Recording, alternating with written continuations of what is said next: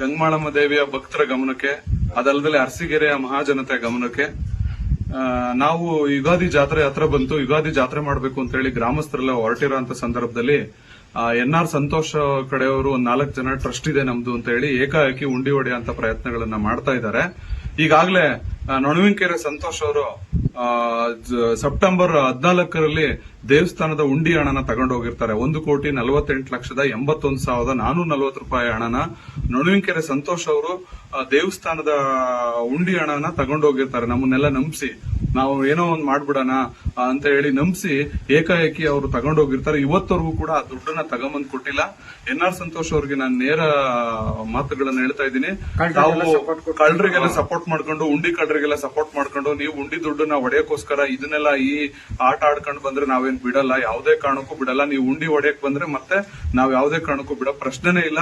ನಾನ್ ನೇರವಾಗಿ ಹೇಳ್ತಾ ಇದ್ದೀನಿ, ತಾವೇನ್ ದೇವ್ರ ದುಡ್ಡು ತಗೊಂಡೋಗಿದ್ದೀರಾ ಅದನ್ನ ತಗೊಂಬಂದ್ ಇಟ್ರೆ ಒಳ್ಳೇದು, ನಿಮ್ಗೂ ಒಳ್ಳೇದು, ನಮಗೂ ಒಳ್ಳೇದು. ನೀವೇನೇ ಮಾಡಿದ್ರು ಕೂಡ ನಾವ್ ಯಾವುದೇ ಕಾರಣಕ್ಕೂ ಈ ವಿಚಾರದಲ್ಲಿ ಹಿಂದೆ ಸರಿಯ ಪ್ರಶ್ನೆನೇ ಇಲ್ಲ. ನೀವೇನು ಉಂಡಿ ದುಡ್ಡು ತಗೊಂಡೋಗಿದ್ದೀರಾ, ಸೆಪ್ಟೆಂಬರ್ ಆಯ್ತು, ಇಲ್ಲಿಗೆ 6 ತಿಂಗಳಾಯ್ತು. ನಾವು ತುಂಬಾ ತಾಳ್ಮೆಗಿಂದ ಇದೀವಿ. ನಾವು ನಿಮ್ ಬಗ್ಗೆ ಇಟ್ಟಿರೋ ವಿಶ್ವಾಸಕ್ಕೆ, ನಾವು ನಿಮ್ ಜೊತೆ ಇದ್ವಿ ಅನ್ನೋ ಕಾರಣಕ್ಕೆ ವಿಶ್ವಾಸಕ್ಕೆ ನಾವು ನಂಬಿಕೆ ಇಟ್ಟು ನಾವು ಇದುವರೆಗೂ ತಾಳ್ಮೆಗಿದ್ವಿ. ಈಗ ಹೇಳ್ತಾ ಇದೀವಿ, ನೀವು ಯಾವನ್ನೋ ಟ್ರಸ್ಟ್ ಅವನ್ನ ಒಂದಿಬ್ರು ಇದ್ ಮಾಡ್ಬಿಟ್ಟು ಎತ್ಕಡಿಸ್ಬಿಟ್ಟು ಉಂಡಿ ಓಡಿಸ್ತೀರಿ, ಮತ್ತೆ ನೀವು ಉಂಡಿಗೆ ಆ ಬಗ್ಗೆ ಆಲೋಚನೆ ಮಾಡ್ತಾ ಇದ್ರಿ. ಇದು ತುಂಬಾ ತಪ್ಪು.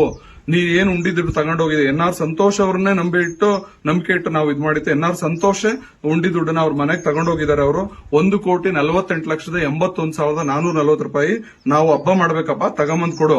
1,48,81,440 ರೂಪಾಯಿ ತಗೊಂಡೋಗಿದ್ಯಲ್ಲ, ಅದಕ್ಕೆ ಏನೇನ್ ಮಾಡಿದೆ ಅಂತ ನಮ್ಮ ಭಕ್ತರಿಗೆ ಮತ್ತೆ ಸಾರ್ವಜನಿಕರಿಗೆ ಲೆಕ್ಕ ಕೊಡು.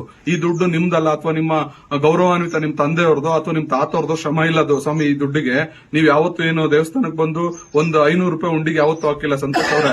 ನಾನ್ ನಿಮಗೆ ನೇರವಾಗಿ ಹೇಳ್ತೀನಿ, ನೀವು ಇದರಿಂದ ಏನೇ ಮಾಡಿದ್ರು, ಏನೇ ಉನ್ನಾರ ಮಾಡಿದ್ರು, ನಮ್ಗೆ ನೀವೇನೇ ಇದ್ ಮಾಡಕ್ ಬಂದ್ರು ನಾವು ಈ ವಿಚಾರದಿಂದ ಹಿಂದೆ ಸರಿಯ ಪ್ರಶ್ನೆನೇ ಇಲ್ಲ.